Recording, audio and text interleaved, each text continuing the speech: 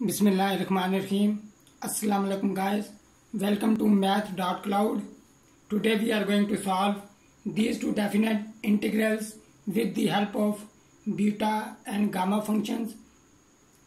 तो ये हमारा लेक्चर 13 चल रहा है. लेक्चर 13 का ये पार्ट 4 होगा. आज हमने जो प्रीवियस इसके 3 पार्ट थे उसमें हमने 4 एग्जाम्पल्स डिस्कस की थी डेफिनेट इंटीग्रल्स की, जिनको हमने बीटा और गामा फंक्शंस के डिफरेंट प्रॉपर्टीज और डेफिनेशन की मदद से उन्हें हमने सॉल्व किया था. आज हम ये 2 एग्जाम्पल्स जो हैं डेफिनेट इंटीग्रल्स की, इन्हें सॉल्व करेंगे. चले स्टार्ट करते हैं. हम पहले हम 5th जो एग्जाम्पल है उसमें लेट ले लेते हैं. हम let I is equal to integral from 0 to infinity x raised to power 4 1 plus x5 divided by 1 plus x whole power 15 dx. अब हम ये करेंगे, x न्यूमरेटर में x को मल्टीप्लाई कर देंगे.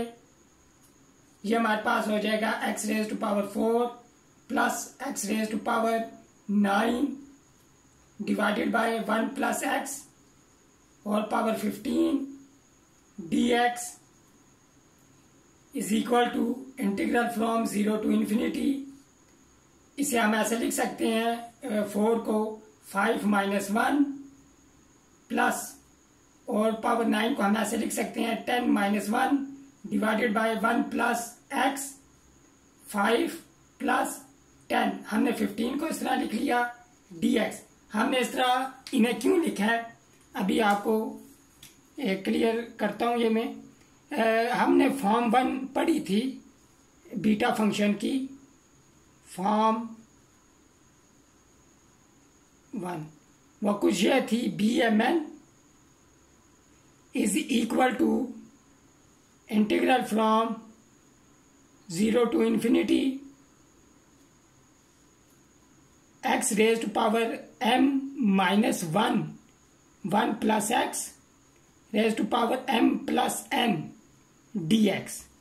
और जब हम इसकी सिमेट्रिकल प्रॉपर्टी यूज करते हैं तो हमारे पास BMN इक्वल आ जाता है integral from 0 to infinity x raise to power n minus 1 divided by 1 plus x raise to power m plus n dx.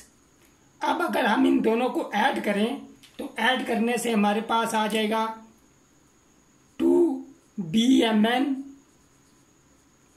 is equal to integral from 0 to infinity x raised to power m minus 1 plus x raised to power n minus 1 divided by 1 plus x m plus n dx. ये हमारे पास form 1 थी, इसे हम यहाँ पे use करेंगे. अब हमारे पास यहाँ पे m की जगह 5 है और n की जगह हमारे पास 10 है. m की जगह 5 n की जगह 10 ये हम देख सकते हैं यहाँ पे. तो लिहाजा इस फॉर्म 1 के मुताबिक हमारे पास रिजल्ट आ जाएगा I इज इक्वल टू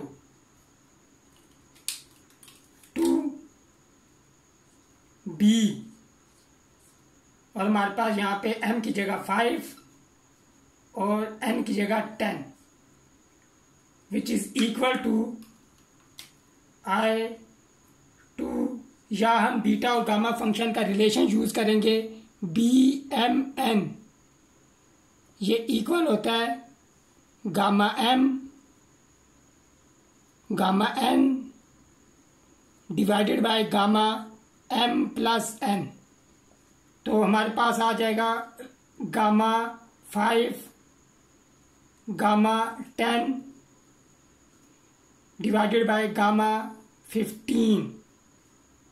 अब हम इसे सिंप्लीफाई करेंगे. हम जानते हैं गामा n इक्वल होता है n माइनस 1 फैक्टोरियल.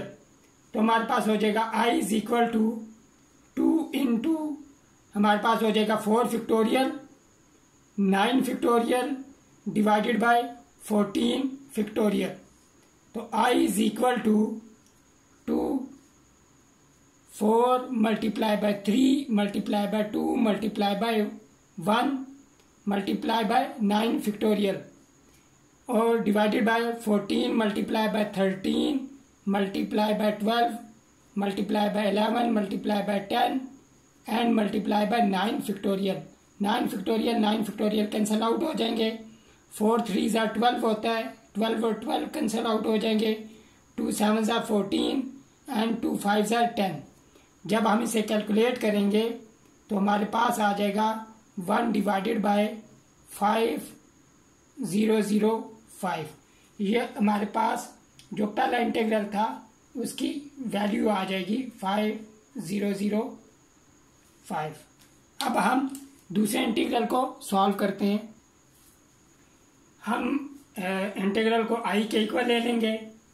अब यहाँ पे हम न्यूमरेटर में x को अंदर मल्टीप्लाई करेंगे तो हमारे पास integral from 0 to infinity x raise to power 8 minus x raise to power 14 divided by 1 plus x raise to power 24 dx हो जाएगा। अब यहाँ पे हम ये रिजल्ट, ये फॉर्म जो हमने डिड्यूस की थी फॉर्म 1 से, ये यूज नहीं कर सकते क्योंकि यहाँ पे प्लस आ रहा है जबकि यहाँ पे माइनस है। तो लिहाजा हम इन इंटीग्रल्स को अलग अलग कर लेंगे।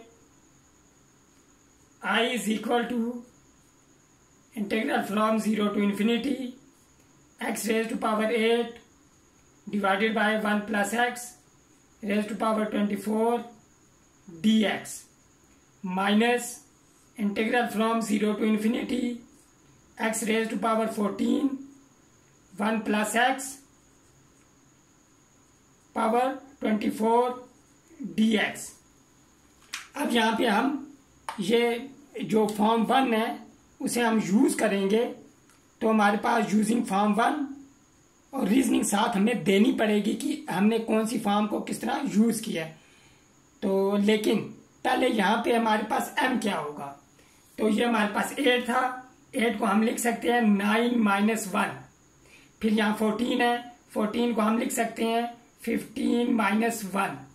अब यहाँ पे हम लिख सकते हैं 24 की जगह 9 प्लस 15 और यहाँ पे 24 की जगह हम लिख सकते हैं 15 प्लस 9 क्योंकि यहाँ जो फर्स्ट हमारे पास होगा वो m होगा और नीचे भी पहले m आ रहा है।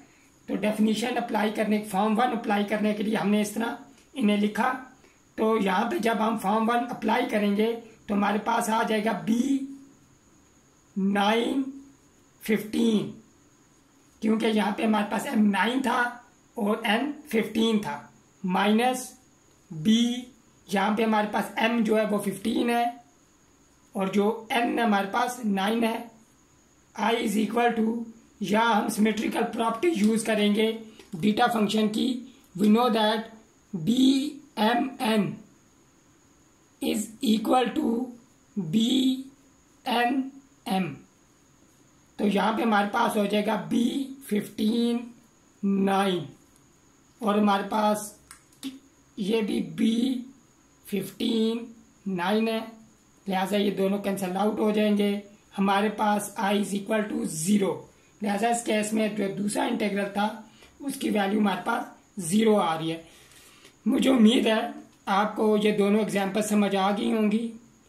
अगर आपको मेरी ये वीडियो पसंद आई है इसे लाइक करें, इसे शेयर करें और मेरे चैनल math.cloud को आप सब्सक्राइब करें। नेक्स्ट लेक्चर में हम जो कि 13 पार्ट 5 होगा उसमें हम फर्दर एग्जाम्पल डिस्कस करेंगे। टिल देन टेक केयर, अल्लाह हाफिज़।